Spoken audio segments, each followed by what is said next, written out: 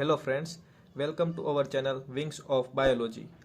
आज हम इस वीडियो में एक साइंटिस्ट की लाइफ स्टोरी देखेंगे और उनका नाम है कार्ल लिनियस। कार्ल लिनियस का जन्म 23 मई 1707 को स्वीडन के रिजोल्ट में हुआ था और उनके पिता का नाम निकोलस इंजेमर्सन था और उनकी माता का नाम क्रिस्टीना ब्रोडेनसोनिया था।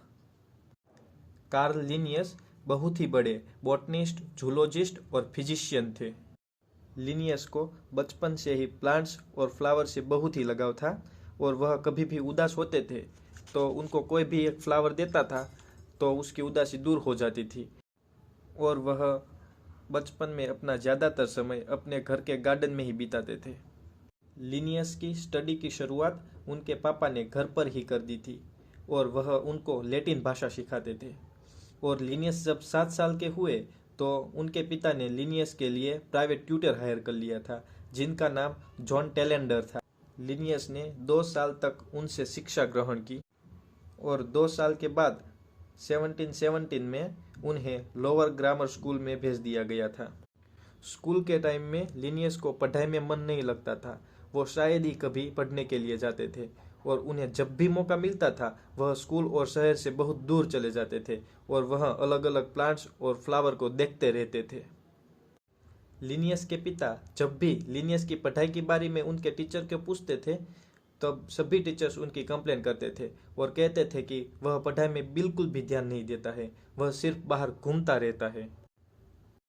जब लिनियस की उम्र 15 साल हुई और वह अपने सेकेंडरी स्कूल के अंतिम वर्ष में पहुंचे तो उनके हेडमास्टर डेनियल लेनर्स थे और उनको बॉटनी विषय में बहुत ही रुचि थी। तो उन्होंने लिनियस की बॉटनी में रुचि को देखा और उन्होंने अपने गार्डन की देखभाल करना और उसकी जिम्मेदारी लिनियस को ही सौंप दी। और हेडमास्टर ने लिनियस की मुलाकात जॉन रोथमैन से करवाई जो एक डॉक्टर, टीचर और बहुत ही बड़े बॉटनिस्ट थे। रोथमैन ने लिनियस की बॉटनी के प्रति रुचि को और बढ़ाया और उसके साथ साथ मेडिसिन में भी उसकी रुचि को बढ़ाया।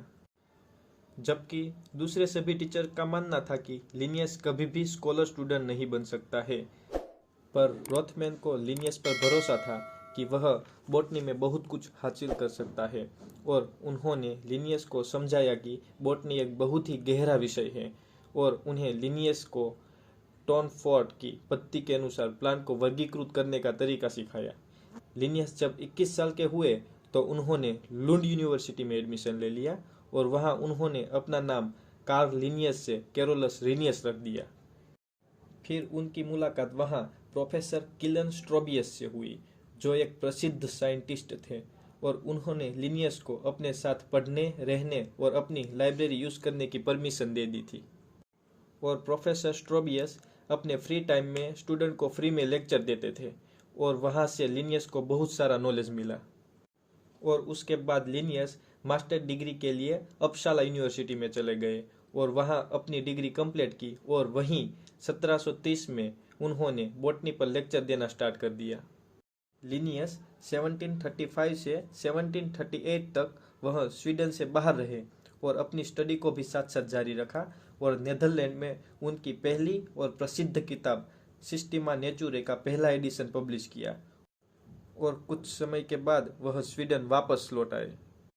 और स्वीडन आने के बाद अपसाला यूनिवर्सिटी में ही उन्हें मेडिसिन और बॉटनी का प्रोफेसर बना दिया गया और 1740 के आसपास स्वीडन के द्वारा उन्हें प्लांट्स और एनिमल्स की अलग अलग जातों को खोजने के लिए और उसे वर्गीकृत करने के लिए उन्हें लंबी यात्रा पर भेज दिया गया। 1750 से 1760 तक उन्होंने बहुत सारे प्लांट्स और एनिमल की खोज की और साथ ही साथ अपने किताब के भी कई सारे वॉल्यूम प्रकाशित करते गए। सिस्टमा नेचरे बुक में उन्होंने 10 जितने एडिशन पब्लिश किए और तब तक उन्होंने 4400 से ज़्यादा एनिमल्स एंड 4700 से ज़्यादा प्लांट्स की जातों को वर्गीकृत किया था और उसके साथ साथ और भी बहुत सारी किताबें पब्लिश की। और लिनियस ने बायनोमेनक्लेचर पद्धति विकसाई जो आज भी पूरे विश्व में किसी भी प्लांट्स या फिर एनिमल्स का नाम देने में यूज होती है। लिनियस को father of modern taxonomy and father of binomial nomenclature system यानी कि टेक्सोनोमी और बायनोमेनक्लेचर पद्धति का पिता माना जाता है।